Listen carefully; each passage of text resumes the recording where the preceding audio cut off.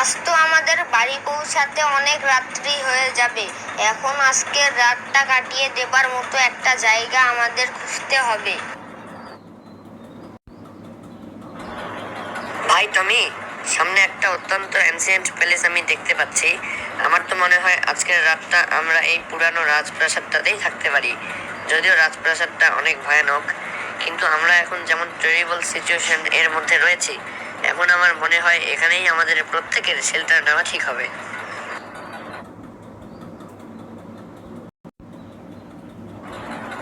তুমি ঠিক বলেছ খরগোশ ভাই, আজকের রাতটা এখানেই কাটানো যাক।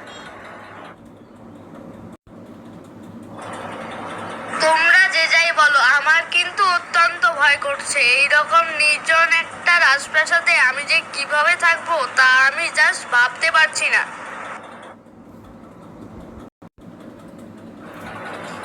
চলো ফ্রেন্ডস, প্রাসাদটার ভেতরে সকলে মিলে যাওয়া যাক।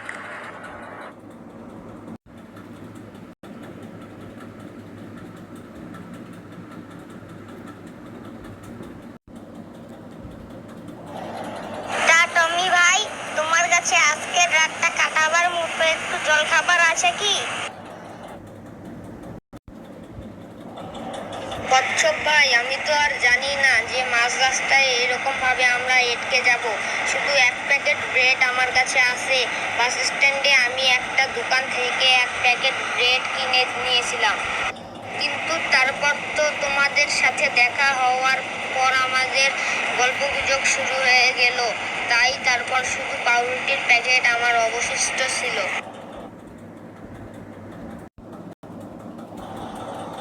তাহলে আর কি বা করা যেতে পারে? তোমার পাউরুটির প্যাকেটটা দিয়েই আজকের ডিনার করা যাক।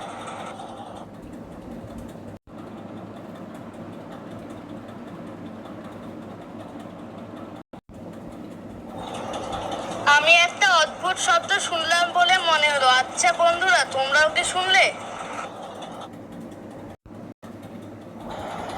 একদম ঠিক, আমারও মনে হলো একটা টুকটুক আওয়াজ আমি শুনলাম বটে, কিন্তু আমার মনে হয় শব্দটা দরজার দিক থেকে এলো বলে।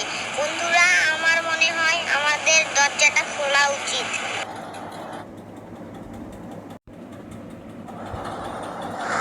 আর যদি ভূত হয় তাহলে? আমার কিন্তু বন্ধুগণ ভূত প্রচন্ড ভয় লাগে। প্লিজ বন্ধুগণ, আমি তোমাদের অনুরোধ করছি, দরজা অনুগ্রহ করে খুলো না।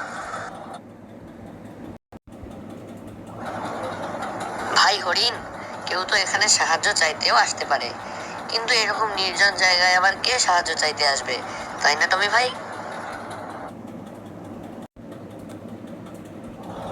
সেটা তো দরজা খুললেই বোঝা যাবে।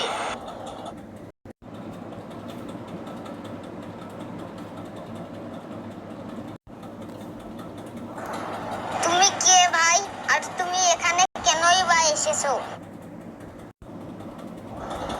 শোনো ভাই সব, আমি একজন ম্যাজিশিয়ান, আর আমি অত্যন্ত বিপদে পড়ে এখানে এসেছি।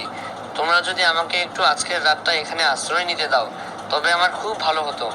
আমি খুব আশা নিয়ে এখানে এসেছিলাম। তা বন্ধুগণ, আমার এক জায়গায় ম্যাজিক দেখাতে অনেক সময় লেগে গেছে।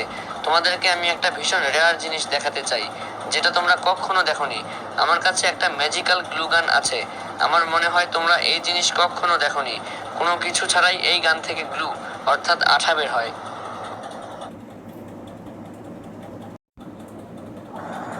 তোমার ম্যাজিক্যাল গ্লু গানটা আমার একটু কাজে লাগবে। তুমি কি তোমার গানটা একটু আমাকে দেবে? অবশ্যই তুমি নেবে। We are all friends.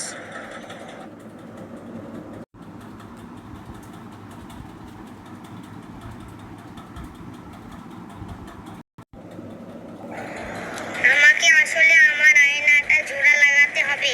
হঠাৎ এই রাজপ্রাসাদটাতে এসে আমার শখের আয়নাটা হাত থেকে পড়ে গিয়ে ভেঙে গেল।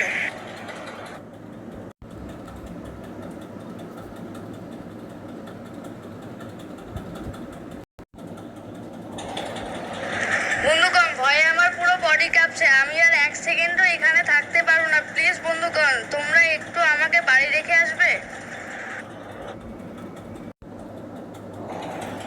তুমি কি পাগল নাকি হরিণ ভাই?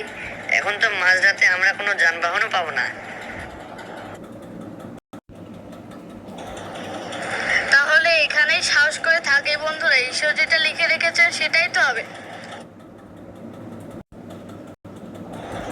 আমি কোনো ভূতে বিশ্বাস করি না। I don't believe in ghost. আসলে ভূত বলে কিছুই হয় না, সব শুধু আমাদের মনের ভুল মাত্র।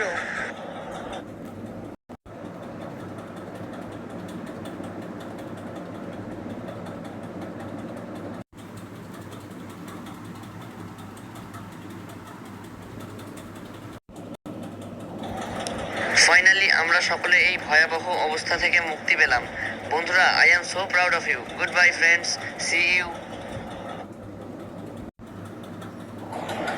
ওকে, বাই বাই।